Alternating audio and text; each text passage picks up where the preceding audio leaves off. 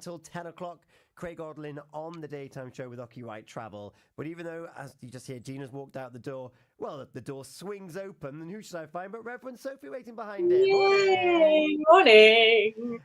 How are you doing on this wonderful Grati-Tuesday, the 14th of January? I am doing very, very well. Thank you very much. Although I have been a little bit poorly the last 24 hours, but I'm okay. I'm okay. Got a little bit of a cold, Feel like I need to stay away from people generally. So Yeah, you got that there lurgy. Well, you took the look, risk. You took the risk of having a week off. I did, and it just let it all in. Let it all in. Yeah, Yeah, it's what very happens, good. isn't it? It's like those Very good. cartoons. That in, Yeah. in. Grati-Tuesday, we've got a few in. My Grati-Tuesday for today, which I don't think I actually said when Gina was on the show, but it was to be reunited with Gina on the show. Yay! So welcome back, G. And that was kind of the theme for this morning. Anna King saying grateful for Gina Jones being back. Amazing lady. Great to have the family back together. Denise being able to listen to our amazing Gina again, is now feeling well, and also she's grateful for the best husband, as she's also not been too well, and our very own Father Neil. Oh, Grateful that the G of the G&T is back, and grateful that I can see and shock her with my own confession this Thursday. I mentioned it last week. I'm excited. You're genuinely quite nervous and apprehensive. yeah, I am, because you just never know. I've asked him. I've asked him to make sure that he checks with his wife before he tells the rest of the world that it's okay.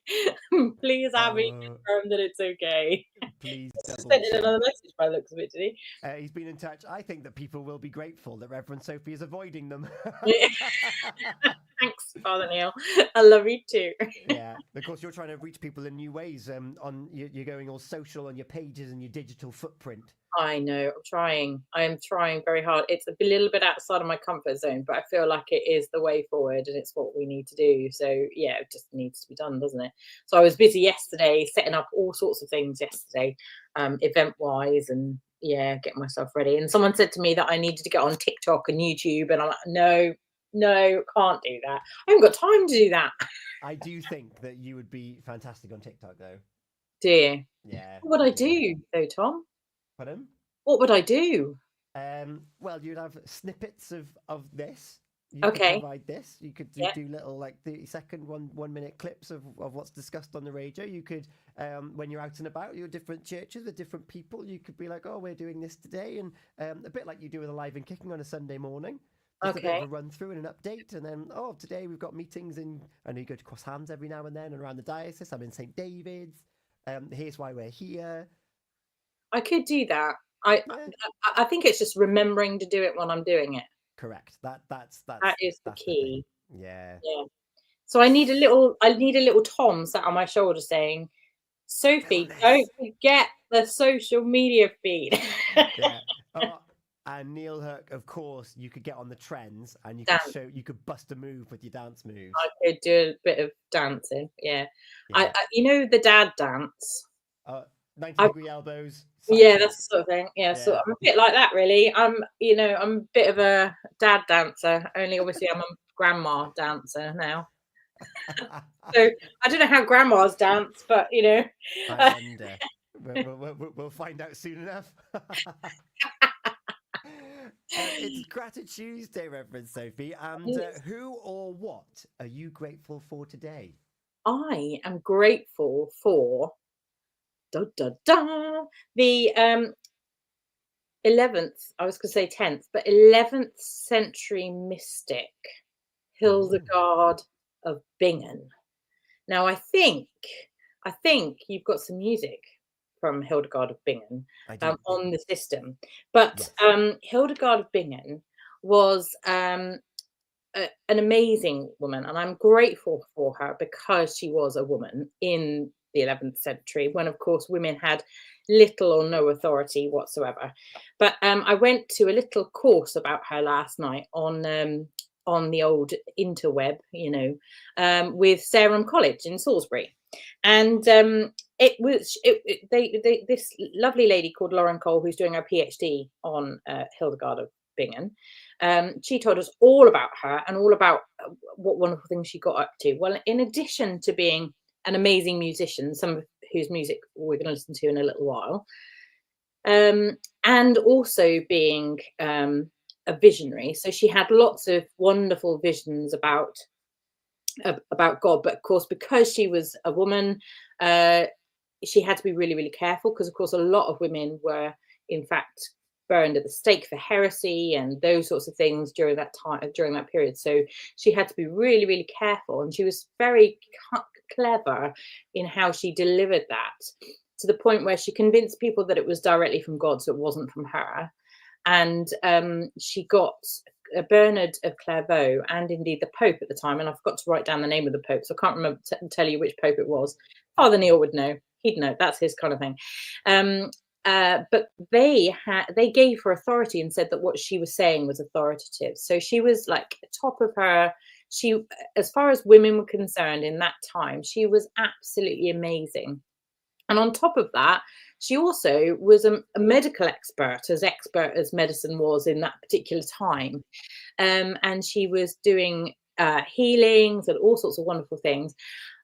Weirdly, and bearing in mind that she was also a nun, okay, and you're not allowed to laugh at this, okay, but weirdly, she was also the first, or we have a manuscript where she wrote in detail the nature of a female orgasm. And so, firstly, I have to ask questions.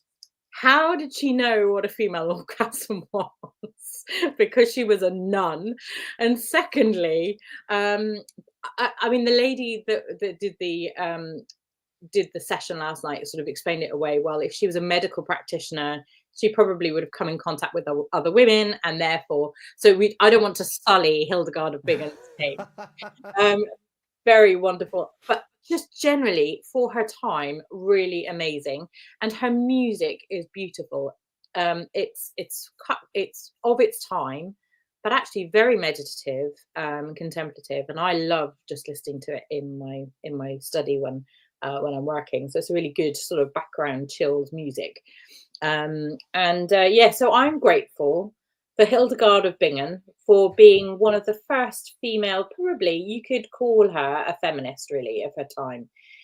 So just a proper trailblazer. Yeah, because as you said, like, we're talking the Middle Ages, we're talking heresy, we're talking burn at the stake, we're talking witchcraft. You're the witchcraft, you're into all that Wiccan stuff, but also you're making us bread. Like, shut up and do as I say. And then all of a sudden you've got this lady who's a nun and is medical, has audiences with the Pope. Because she wasn't a pauper, though, was she? She was born into quite a nice. She was born into nobility. Yeah, so she was born into a family of 10 children. So she had two of her sisters were in the monastery, nunnery, with her. Abbot. It would be a German. She was German anyway. I don't know. Is it nunnery, abbotry, abbots? No, that's something else. Monastery. Who knows? I'm not sure. Music now. Where do they run away to? Well, they're in the monastery, aren't they? They are. It is monastery. So I always associate monasteries with monks. Yeah, same. But I don't think it is. I think it is the same. Yeah. And my head goes then. Yeah. Anyway, but she still had these audiences and had the authority. Like, that's amazing. It's absolutely amazing. Yeah, of her time. Brilliant. Absolutely brilliant. What happened? Because the trajectory certainly stumbled, shall we say? Well, there was a point in history where the voice of the woman was completely cut off. Yeah.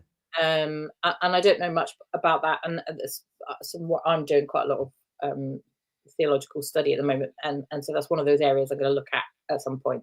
But there was the voice of the woman was definitely cut off at one point, and then taken out of the history books. As far as but we're trying to, Sarum College are trying to reclaim those voices a bit, really, and they're doing a whole series on women mystics. So if you want to know more about women mystics, then that's your place to go. That's amazing. And it's great that when the women's voice did come back, that there was actually people like Hildegard van Bingen that they could research and find out about, actually, this, Mm. we have had voices before. We have been there. Yeah. And that's wonderful, particularly at that time. And well, we're looking forward now. And there's well, certainly in sport figures, you've got the Wales women's football team bringing up. You've got Have West County. You've got football. So sports coming back now in equal Yeah. measure. Yeah. We're in a great time. Yeah, we are. And well, as you can hear, her music was also beautiful and inspirational. So do have a listen to it as we finished this morning. It's great to listen to. Yeah, it is a wonderful tone. I can see why you have it on the background. Yeah, it's got a nice calming nature to it. Yeah. Hildegard von Bingen, And yeah, mystic, who had visions and had did. them sealed off by the Pope. She did, absolutely. She got the stamp of approval.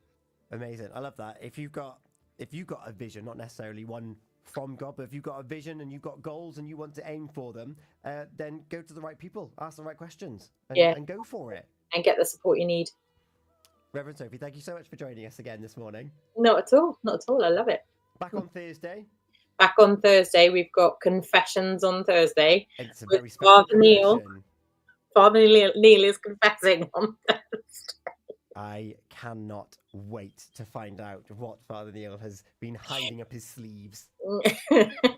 Thank you so much. We'll have a little bit more of Hildegard von Bingen for us this morning. It's coming up to 20 minutes past 9 o'clock. We're still playing Unscramble. You've got 10 minutes to get involved, and we'll have a bit of a what's on with Pembrokeshire Coast National Park on the way for something that you could be enjoying, particularly if you love a quiz, which we also do on a Thursday morning here on your breakfast show with O.C. Davis. Thank you so much, Reverend Sophie. No worries. Take care, guys.